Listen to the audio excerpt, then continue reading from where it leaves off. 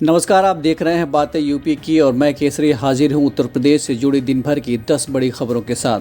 शुरुआत करते हैं पहली खबर से। उत्तर प्रदेश ने कृषि उत्पादों के निर्यात में बड़ी छलांग लगाते हुए देश में तीसरे स्थान पर अपनी जगह बनाई है। 2023 में यूपी देश में 5वें स्थान पर था, लेकिन अपने संसाधनों को बेहतर बनाकर और सही दिशा में प्रयासों के बल पर यह तीसरे पायदान पर पहुंच गया है। अब कृषि निर्यात के क्षेत्र में यूपी से आगे सिर्फ महाराष्ट्र और गुजरात हैं। Agriculture and processed food product development authority की रिपोर्ट के मुताबिक पिछले वित्तीय वर्ष में यूपी के निर्यात मूल्य में 18.62% की वृद्धि हुई है। बढ़ते हैं दूसरी खबर की ओर। यूपी में योगी सरकार 10 लाख बेटियों की शादी कराएगी। मुख्यमंत्री योगी आदित्यनाथ की महत्वाकांक्षी सामूहिक विवाह योजना को और अधिक पारदर्शी बनाने के लिए समाज कल्याण विभाग ने नए नियम और प्रक्रियाएं निर्धारित की है। इसके तहत जनपदों में 100 से कम जोड़ों की विवाह एक स्थान पर कराने और 100 से अधिक जोड़ों की विवाह जिलाधिकारी की उपस्थिति में कराने के निर्देश दिए गए हैं। इस वित्तीय वर्ष में 1,06,911 जोड़ों की विवाह का लक्ष्य तय किया गया है। बढ़ते तीसरी खबर की ओर। मुख्यमंत्री योगी आदित्यनाथ ने प्रदेश में बंद सिनेमाघरों के पुनर्संचालन और मल्टीप्लेक्स विहीन जिलों में मल्टीप्लेक्स निर्माण के लिए अनुदान योजना तैयार करने के निर्देश दिए हैं। गुरुवार को राज्य कर विभाग के अधिकारियों के साथ बैठक में मुख्यमंत्री ने सिनेमा के महत्व पर जोर दिया है। मुख्यमंत्री ने निर्देश दिए हैं कि मल्टीप्लेक्स निर्माण के लिए भी निवेशकों को अनुदान दिया जाए। बढ़ते हैं चौथी खबर की ओर। प्रदेश सरकार ने पिछले 7 वर्षों में पारदर्शिता के साथ 6.5 लाख से अधिक युवाओं को सरकारी नौकरी के अवसर प्रदान किए हैं। मुख्यमंत्री योगी आदित्यनाथ ने लोकसभा चुनाव से पहले फरवरी और मार्च में नियुक्ति पत्र वितरित किए थे और चुनाव के बाद 10 जुलाई को 7,720 युवाओं को लेखपाल पद पर नियुक्ति पत्र बांटे।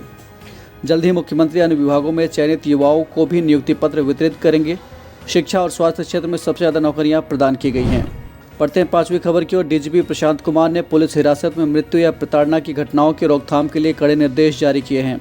उन्होंने कहा कि अभियुक्तों से पूछताछ मनोवैज्ञानिक तरीकों का प्रयोग करते हुए ध्यानपूर्वक किया जाए और यह काम थाना प्रभारी या उनके द्वारा नामित अधिकारी द्वारा ही किया जाए। डीजीपी ने कहा है कि थाने या चौकी में पूछताछ के दौरान अभियुक्त का स्वास्थ्य बिगड़ने पर उसकी चिकित्सा में किसी भी प्रकार की देरी न की जाए और इस प्रक्रिया की फोटोग्राफी एवं वीडियोग्राफी भी कराई जाए।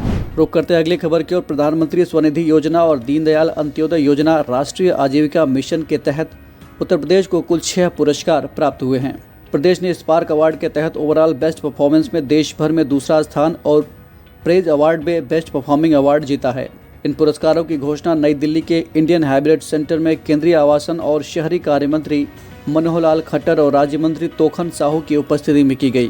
बढ़ते अगली खबर की ओर। गुरुवार को उत्तर प्रदेश लोक सेवा आयोग ने चिकित्सा स्वास्थ्य एवं परिवार कल्याण विभाग के अंतर्गत चिकित्सा अधिकारी ग्रेड 2 के 481 पदों के लिए परिणाम की घोषणा की है। इसमें से केवल 22 पदों पर चयन हुआ है, जबकि 459 पद खाली रह गए हैं। खासकर सभी चयनित पद आरक्षित श्रेणी के हैं और अनारक्षित श्रेणी के किसी भी पद पर चयन नहीं हुआ है।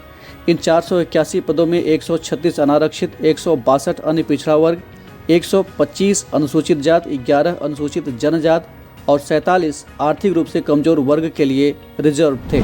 यूपी के अलीगढ़ में करके सीखो कार्यक्रम के अंतर्गत परिषदीय स्कूलों के विद्यार्थियों को शिक्षा के साथ आत्मनिर्भर भी बनाया जाएगा। प्रदेश सरकार ने परिषदीय स्कूलों में लर्निंग बाय डूइंग प्रोग्राम की शुरुआत की है, जिसमें बच्चों को चाय पकौड़ी, पंक्चर बनाना, खेती किसानी, कारपेंटरी और जूस निकालने जैसे कौशल सिखाए जाएंगे। इस कार्यक्रम के तहत जिले के 26 स्कूलों का चयन किया गया है। बढ़ते अगली खबर की ओर। पीएम श्री योजना के दूसरे चरण में बनारस के 9 स्कूलों का चयन किया गया है, जिसमें 2 राजकीय इंटर कॉलेज और 7 परिषदीय विद्यालय शामिल हैं। इस योजना के तहत बनारस और आसपास के 10 जिलों में कुल 116 स्कूलों को चयनित किया गया है। आजमगढ़ में सबसे अधिक 24 स्कूल इस योजना के लिए चुने गए हैं, जबकि जौनपुर और सोनभद्र में क्रमशः 17 और 5 स्कूलों का चयन हुआ है। सितंबर 2022 में शुरू की गई पीएम श्री योजना का उद्देश्य सरकारी स्कूलों में शिक्षण स्तर का विकास करना और आधुनिक संसाधनों से युक्त करना है। लेते हैं आज के इस एपिसोड के अंतिम खबर को। उत्तर प्रदेश में गर्मी से राहत की उम्मीद है, क्योंकि अगले 3 दिन में राजधानी लखनऊ समेत कई इलाकों में भारी बारिश हो सकती है। मौसम विभाग ने प्रदेश के लगभग 53 जिलों में गरज चमक के साथ बिजली गिरने की चेतावनी जारी की है। मौसम विभाग के मुताबिक पश्चिमी उत्तर प्रदेश और प्रदेश के मध्य व पूर्वी क्षेत्रों में बारिश की संभावना है। हालांकि अत्यधिक तेज बारिश की संभावना केवल कुछ ही जगहों पर है। आज के इस एपिसोड में इतना ही। हम फिर मिलेंगे कुछ नई जानकारियों के साथ। तब तक के लिए आप देखते रहें और करते रहें बातें यूपी की।